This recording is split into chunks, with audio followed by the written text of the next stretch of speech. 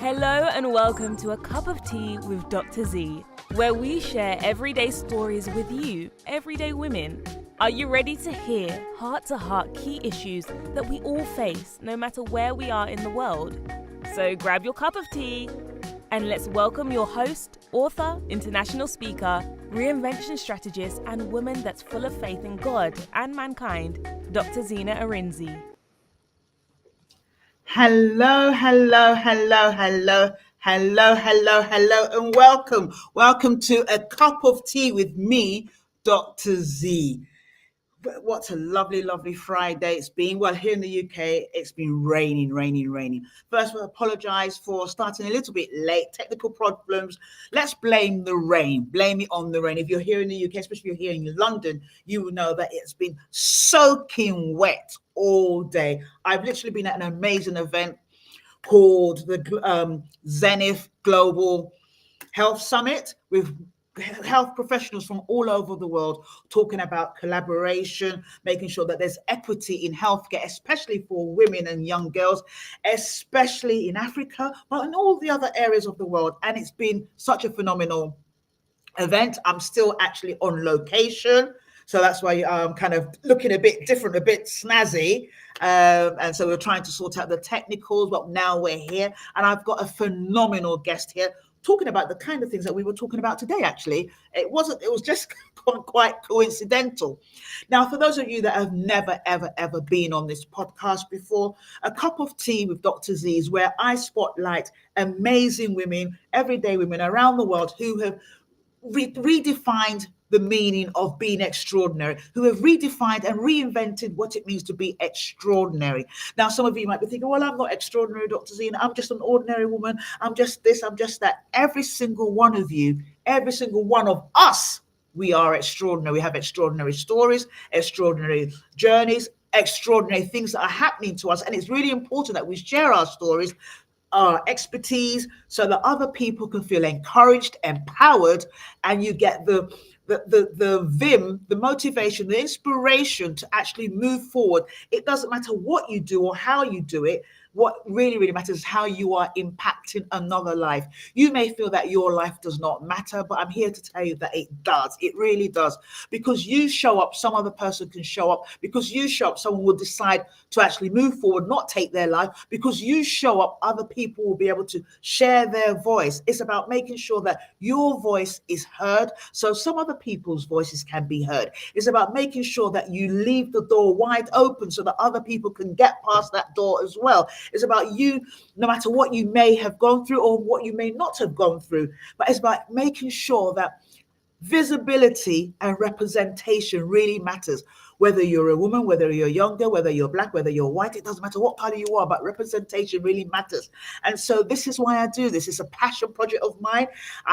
It's not like all the coaching that I do, money, or it's not even like any of the NGOs. This is about making sure that women that I've either met personally or I've heard their stories are able to share something about what they do so that some other person or group of people around the world can also feel empowered that they can do it too.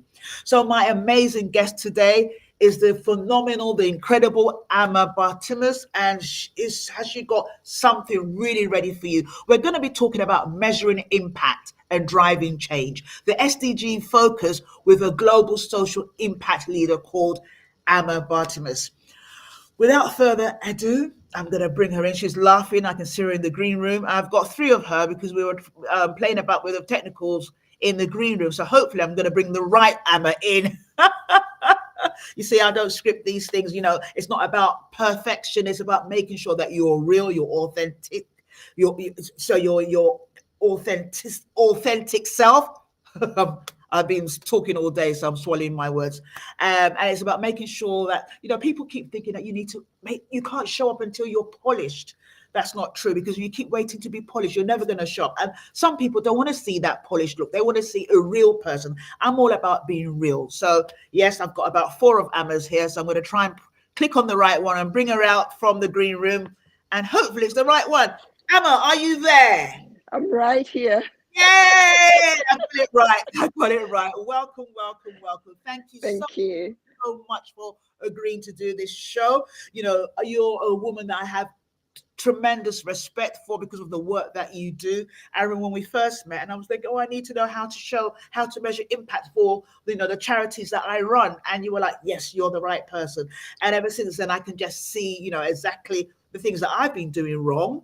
And people keep thinking that impact is just about what you I've impacted you, but how do you measure it? How do you really show it? How tangible is it? And you are such an amazing woman. So I'm so grateful that you're on the show. And I know that everyone that listens to this right now or on the replay, especially if you have maybe a small social enterprise or you have a charity or you're thinking about setting up a charity or perhaps you've been seeking funding and you get this report and the funds want to know what have you done with the money that they've given you, and you're thinking, I've done a whole lot of things, but you're not able to show it.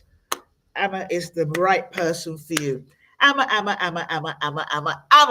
Now, my first question for you is, tell me a little bit, or tell us a little bit about how you got into the social impact space. And we will talk about the SDG goals all day today in the event that I'm still at. We were talking about how we're less like 17%. We haven't done much as a world. And I know you'll more about that. And 2030 is just around the corner, but I know this is your area. So I just want to know, how did you get into the space of social impact? Yeah. Thanks so much, Dr. Zena. Thanks for having me. I'm really grateful for this opportunity. How did I get into this space? So, I actually, I don't know if I can say that. I just, I thought I was going another direction, but then, as you know, God would have it, I found myself here, and really, my education, my background was in social sciences. I studied French at the university, and then I went on to do small enterprise development. But as a result of studying about small enterprise development, I went to work with an agency that was training young people and equipping them with skills and tools, as well as working capital to set up their own small businesses. And I was actually responsible for measuring the impact of that on their businesses and on their households. So that's how my journey actually started. I started from the private sector, then I went into the typical international development space, did some work. I am originally from Ghana, so did some work in Ghana and in the West Africa sub-region. Then I kind of moved globally, and yeah, I've kind of been doing this for over 26 years across several SDGs, as I told you. 26 years. Oh my days, you don't even look a day over 26. So I don't know how you manage that. For there will be people, I guess one of the things that's really amazing, I'll use mathematics as an example. I'm not particularly good at maths, never have been. Obviously my legal background, more down that route, but my father was an accountant, and being an African man, every child had to be good at maths. So you can imagine I got lots of discipline for not really being great at maths. But what's I always find is that if you are mathematically inclined, when you're teaching other people, you're like, why don't you get it? Why don't you get it? And I guess in this space, I know about SDGs, I know about ERGs and all that, but there'll be many people that are wondering, what is impact? What are SDGs? So can you, in the simplest form, explain to the listeners, those that are listening right now, those that will listen on the replay, you might be listening on LinkedIn, on YouTube, you might be listening on Instagram, or perhaps you're going to listen when this gets uploaded onto Spotify. But I know that many people don't actually know what SDGs are. So please, can you break it down for us? What are SDGs and why should they matter and why should we care? So maybe let me take a step back and talk about 2015, and that's where the SDGs all started. So in 2015, United Nations member states adopted what they call the 2030 Agenda, Sustainable Development Agenda. And really at the forefront or at the heart of this are the sustainable goals, 17 of them. We have no poverty, no hunger, gender equality, health and well-being, education, climate change, and 17 of them. I can't name all of them, but these SDGs provide a framework, a common framework for all stakeholders to address the challenges that the world is facing. Because we're trying to do our best, but we are going in so many different directions. People have goodwill, but sometimes they don't even know exactly what to do. So that is where the SDGs come in. And I would also take another step back to say that the reason why these SDGs are important is because the world is facing a lot of challenges. We talk about climate change.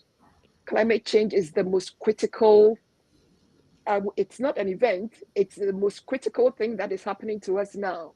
Pollution, waste, a lot of toxic materials in the environment, water pollution, air pollution, causing a lot of health problems. But also, it's leading to a lot of conflict because, there are droughts. We can talk about Pakistan, we can talk about earthquakes in places like Haiti, and then we can talk about real droughts in, sub-Saharan Africa. These all kind of contribute to conflict, and it's all about, resources. People want to live in dignity. Yes. But we're facing challenges that, are making it impossible.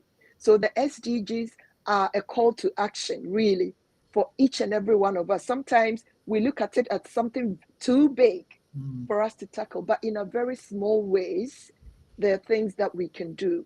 It's really identifying what you can do within your own sphere of control. Yes.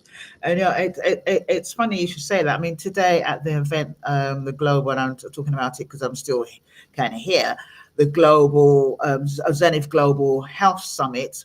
One of the things we talked about, many of the the SDGs, especially SDG 3, in terms of health, innovation, but we also mentioned SDG 18, which doesn't exist, which is basically when your tech doesn't work, because obviously, so that's, something where we're all very reliant on technology all over the world. And some of the problems we have is because of technology, because we're so reliant on it. And so we expect it to work, but that's just, saying that in a lighter mood.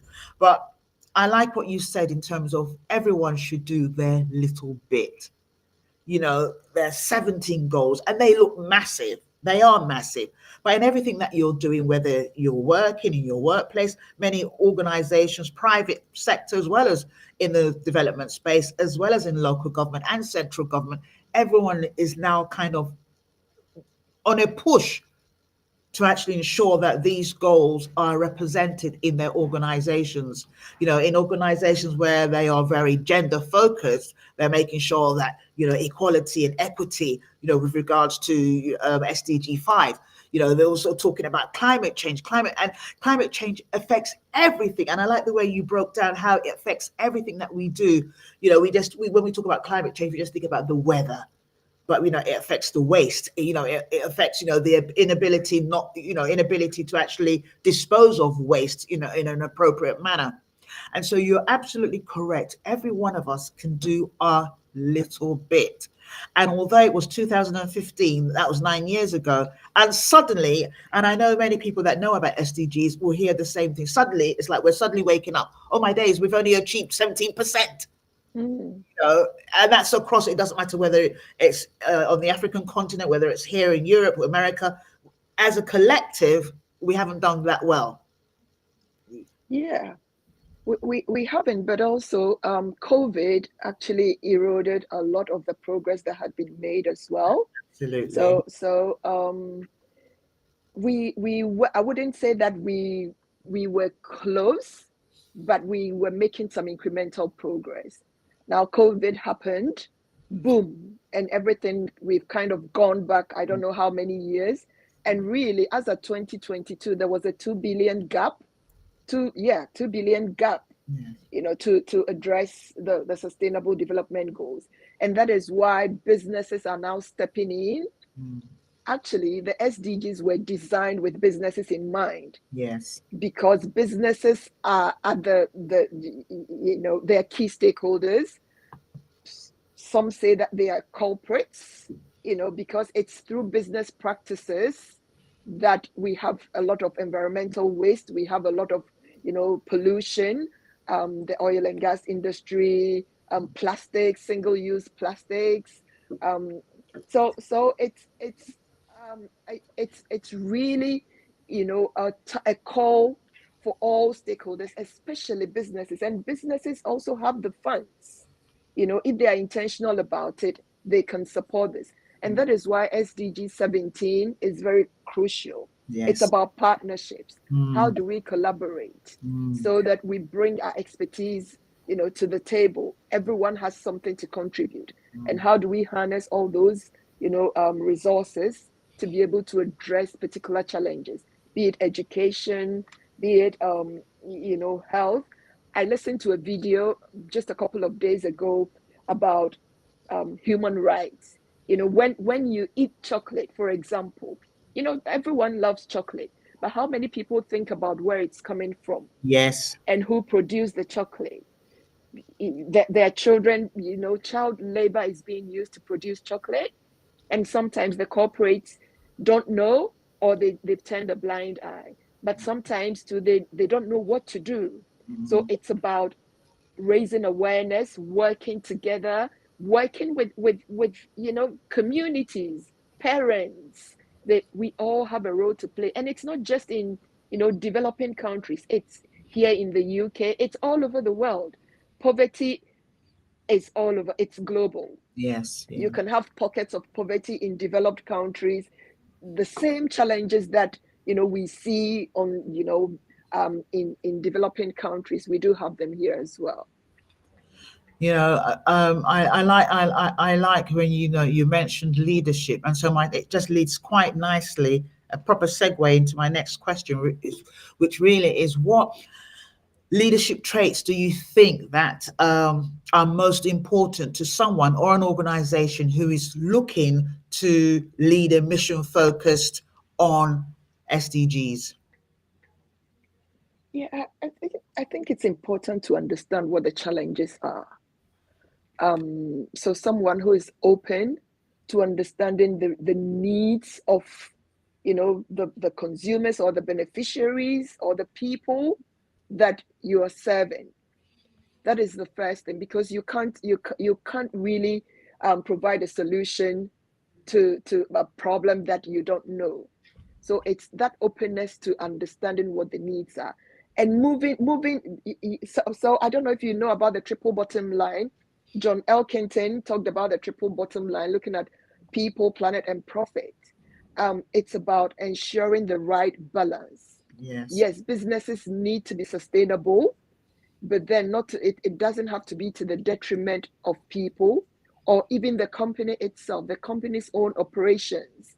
It has to be intentional about maybe cutting out waste, recycling, but also treating people well. And that is where SDG comes in. So SDG, not SDG, ESG. ESG. So the SDGs are the goals, the framework that helps us, you know, towards a goal, and the ESGs really are a way of working. You know, how do you do it to ensure that there is balance between those critical elements? So coming back to leadership, it's knowing what people need, but it's also that commitment, Mm, commitment for change, and the courage to make the change, because yes. it doesn't come easy. Yeah. You need to be intentional. You need to look for innovative solutions, and you need to be able to bring people along. So I would say those are some of the you know, leadership traits that we need, and all of us have those traits, and we can develop them further as well. Yeah, you know, I like what you've said in terms of developing those traits, and for leaders to make sometimes uncomfortable decisions. You know, being a leader is not just about being positionally, you know, but also in terms of personally. You know, you have to make difficult decisions that might go against the grain. It might go against what, you know, what's traditional. For instance, if you are really, I talk about this one a lot because it's something that I'm passionate about, but if you're really, you really are thinking about gender empowerment, you talk about equality, you talk about, gender equality in terms of pay and in terms of visibility, in terms of being respected and rewarded for what you bring to the table, then you have to make uncomfortable decisions. You have to be a visionary leader that will do something that's completely different from the tradition, from the norm. And it's the same even when it comes to, you mentioned, SGD 17 in terms of collaboration and partnership. You have to want to partner, even if an organization has typically been someone that works in silos, maybe because you've had the monopoly for whatever it is that you provide, and you don't want, but you have to realize that no man is an island. If you want to get far, you really have to do it in partnership, and SDGs are not going away. They're not going away. And come 2030, it's the likelihood that we're going to meet them is unlikely. So it means that it's going to be extended. It's going to be extended. The writing is on the wall. So with that, I'm going to ask you another question. If you had to choose one out of the whole 17, or if there's any you had that are not there, which one would you really want to see realized by 2030? And this is just your opinion. I'm not going to hold a gun to your head, or I might. I mean, Sorry, I'll offer you a cup of tea. Do you want a cup of tea? Oh, thank you. Yeah, I'm parched. I've been drinking water all day, but I think I've got my teapot. Oh, wow. Great. Fantastic. Great stuff. Thanks, Dr. Zena. Welcome. SDG 4, okay, quality education, I think for me underpins a lot of things. We do know that, in many places where poverty is pervasive, it's because of a lack of education, illiteracy. Yes. People don't know. They don't have, the basic numeracy and literacy. Yes. And when you don't have that, you're a little bit disadvantaged. I mean, you are very disadvantaged. Yes. Look at these children who are being trafficked, to go and work on cocoa farms and all that. It's because they don't have any education. Yes. It's because their parents don't have any education as well. And it's intergenerational. As you know, poverty is intergenerational. Yes. And when you don't have good education, that literacy or numeracy, it impacts on your health. Yes. Even how to seek help, for your health challenges, where to go, knowing where to access what services. So it's I would say education for me, but it works together. You have to look at health. You have to look at it holistically, and really to address. You can't address one SDG, only one in any one place, because it's I would say you have to adopt a systemic approach. Yes. So the experience I've had is really understanding what we call the underlying causes of poverty. Yes. And it could be health, it could be education, it could be a social structure, it could be a policy, it could be different things. But once you've unpacked all of them, then it's about what can you do. You could probably address one challenge, but what can others do as well? How do you bring others on board to work together to address, to address the challenges in a way that, you can achieve impact holistically? Yes. Yes. I really thank you so much, Ama, for that answer. I really like the way you've addressed this. You've talked about literacy, you've talked about numeracy, but you've also talked about holistically. And so because people will, so we're not just talking about traditional education, we're talking about ignorance, where, that's where things like racism comes in, because you're not educated on the differences that there are around the world.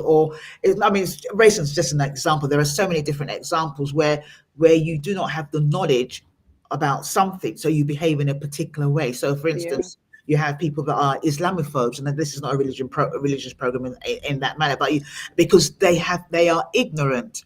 So education is not just academically, No, numeracy, maths. Like I said, I don't like maths, but numeracy. I'm numerate enough to count my money. I don't like. I don't like it either.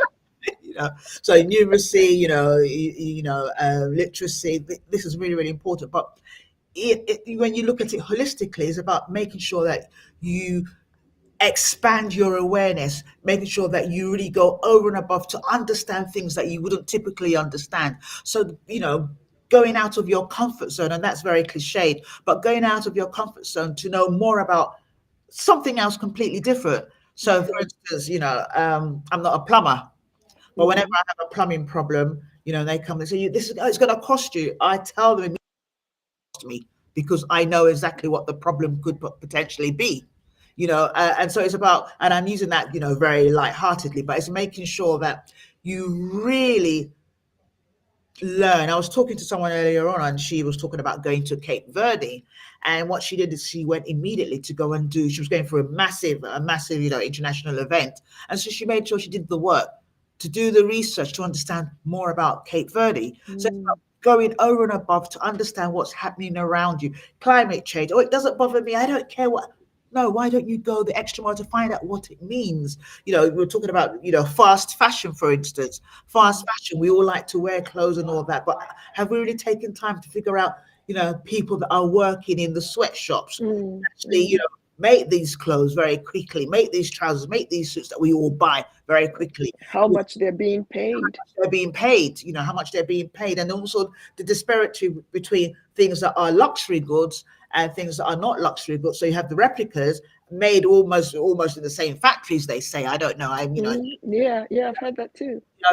And so someone's paying top dollar for this, and someone's paying bottom dollar for this. Same looks exactly the same, but the person or the people that are actually creating or manufacturing, not the manufacturers, they're making the money, but the actual people in the factory making this, they're not getting what they deserve. And then the waste that comes from that, gets sent to all sorts of places. So it's really important that all of us around the world get educated, not just academically, but just to understand, how do I, on a personal note, how do I fit into the SDG goals? How do I ensure that my life is of social impact in my own small way? And that just leads me to the next question. You're just hitting me. I can just do this forever. But so you've said that you'd like to see SDG 4 of education, and you've really expanded why that is. And I'd like to just touch on that a little bit more. What kind of advice, just using that SDG 4, what kind of advice would you give in your capacity as a social impact leader, that's global leader and an expert, to start to develop strategies and programs and initiatives that really focus on SDG 4? Yeah, so I think wherever you are, if that is the area that you're interested in or that you see a need, it's sometimes there is the interest, but also there is a need.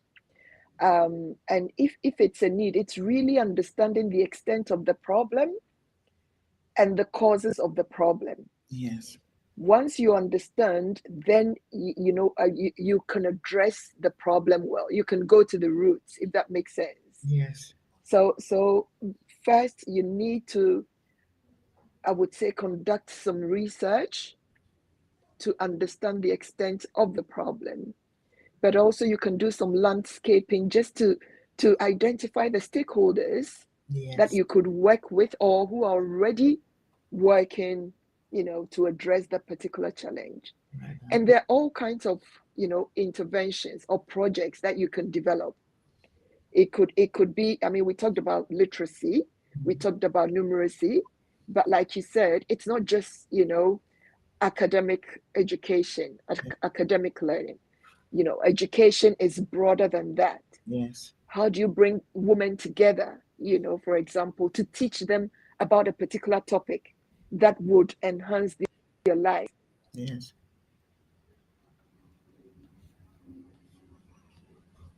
Right. Okay. We've lost Ama briefly. Okay, you're back. I'm right here. Okay, you're back. I was Dr. about. Zena? Yes, I can hear you. Yes. Hello. Hello. Hello. Hello. Right. While Ama's trying to get back, so she was talking about making sure that you look at. Dr. Zena, are you there? Yes, I'm here. Can you hear me? I can hear you. We can't hear you. Right. Okay. So I'll just continue while Emma gets her technical back. Right. So we were talking about making sure that you collaborate with other stakeholders, figure out what they are doing. This is the answer that Emma has given us, which is really, really pertinent. Making sure that you look for other people in the space that you are Are particularly. you there, Dr. Zena? Yes, well, I'm here. Oh, technology. Yes, technology. I'm here. Maybe you can't hear me. Hi. Uh, okay, what I'll do, maybe you can't hear me. I don't know who can hear. Please, if you are listening, please put something in the chat so we know who you can hear. So I'm not sure if you can still hear me, Dr. Zena, but I was talking about I can hear you. conducting some research just to understand what the extent of the problem, some landscaping to identify who the stakeholders are and what they are doing, and figure out, how you can collaborate. But it's also about, what the solution is. And sometimes the people going through a particular challenge, they know what the solution is, but they probably don't have the resources to address this the problem. So it's working with them, understanding their needs, their aspirations, and their own suggestions on how best to address the challenges that they're facing. And you can design an intervention. And the next thing would be about. Okay, go ahead. Someone's talking. Oh, you can hear both of us now. Oh, okay. Go ahead, Emma. They can hear both of us, even though we can't hear each other. Okay. I'll just put something in the chat. The audience can hear us both. Thank you. The audience can hear us both, so go ahead. This is so much fun. Us both.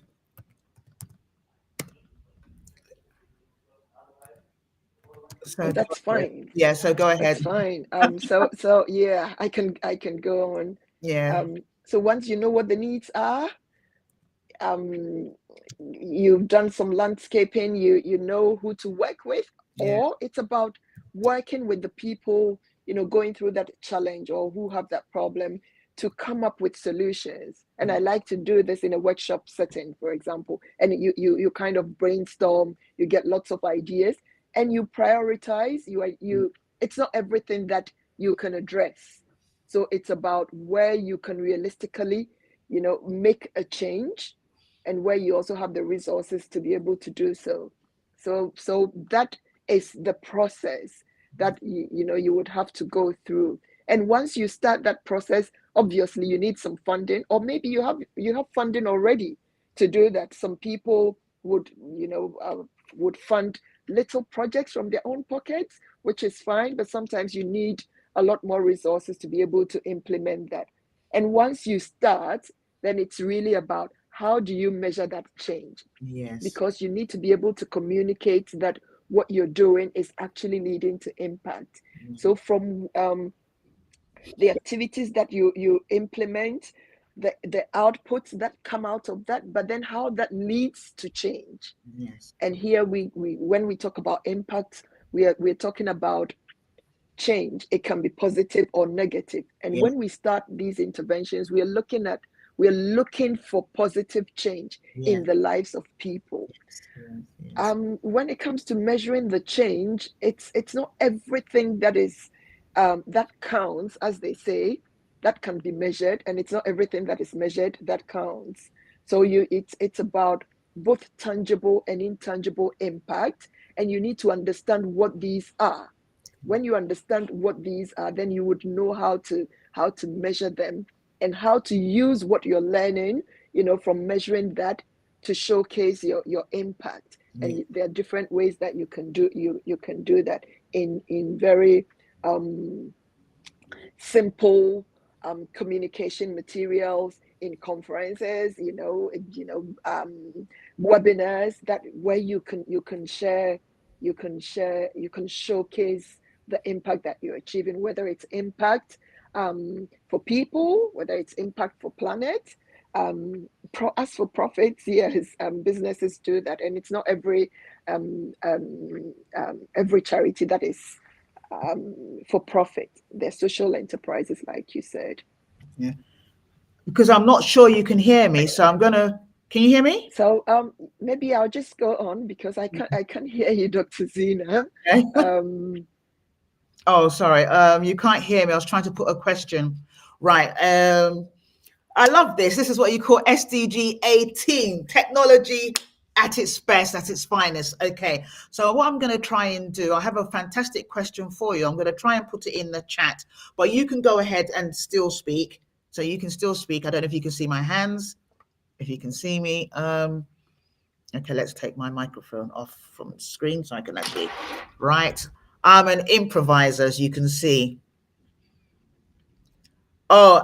Oh, I'm frozen. Oh. Right. So just to say,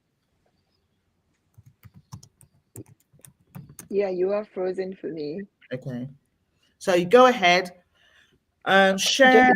Just to say, yeah, that's the process you go through. But for businesses as well, you may not necessarily want to address maybe a challenge like education, but you can think about your own business processes. When it comes to businesses, I like to think of the 3 C's, which is the customer, the company, and the community. So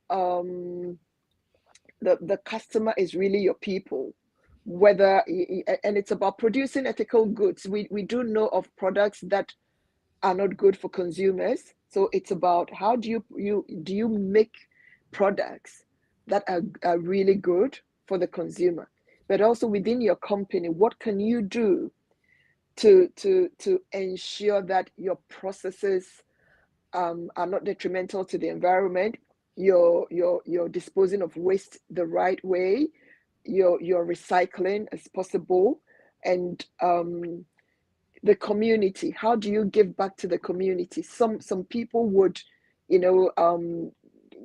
just maybe find social actors within the communities and support them, or they can do their own community mobilization work.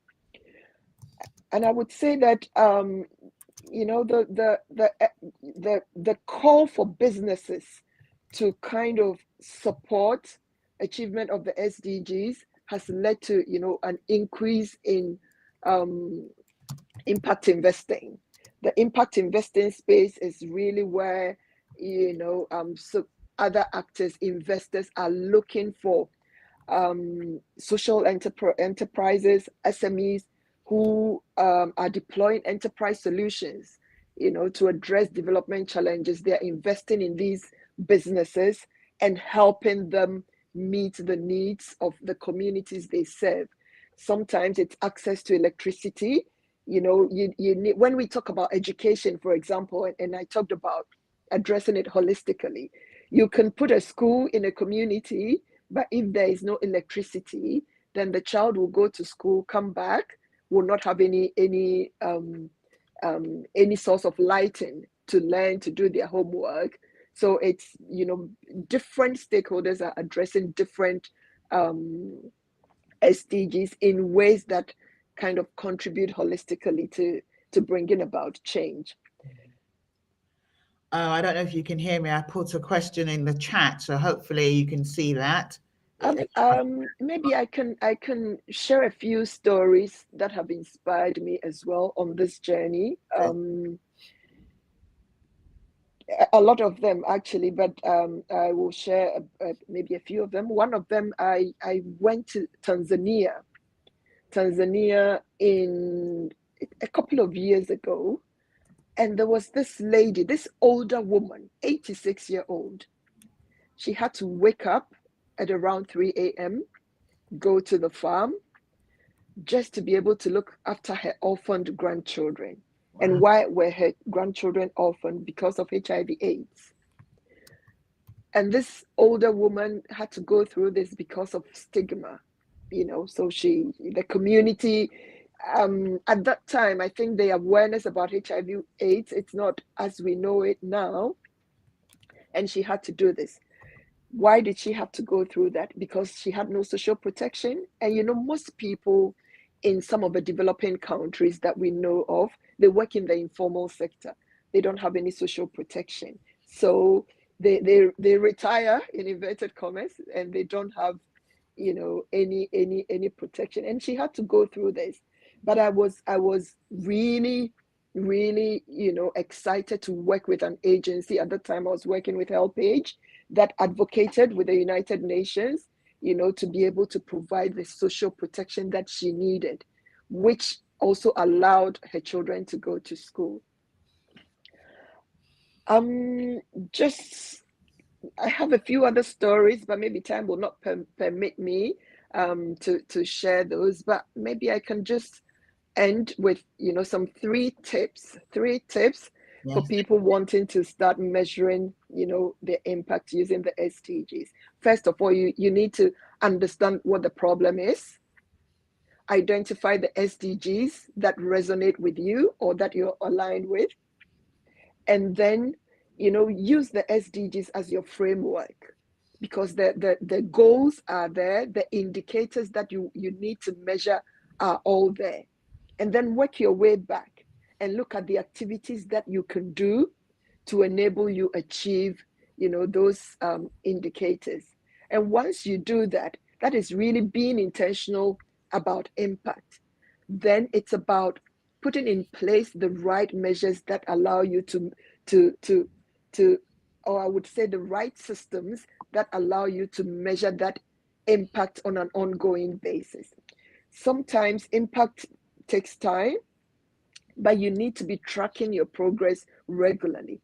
On quarterly basis, you need to track, how you're doing.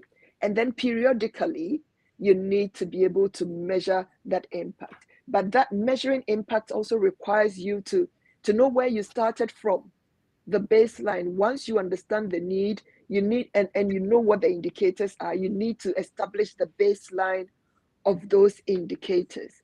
For example, if you want to address education, and I will use education again, and in your community, the rate of education is about 17%, that would be your baseline. And your target, depending on what you're able to do, would be to increase that level of education, whether it's literacy, numeracy, or any educational program, increase it by up to 20%, for example. It could be the number of people who have access, or it could be the depth of understanding that people have. So that baseline really helps you set a target for your indicator. So when you're measuring, you know exactly what you're measuring. And then that gives you, the stories that you can tell to showcase your impact. Thank you so much. I know you can't hear me, Ama, but the amazing thing that everyone else can I'd hear. like you to expand on this a little bit. I can see you typing away. Yes.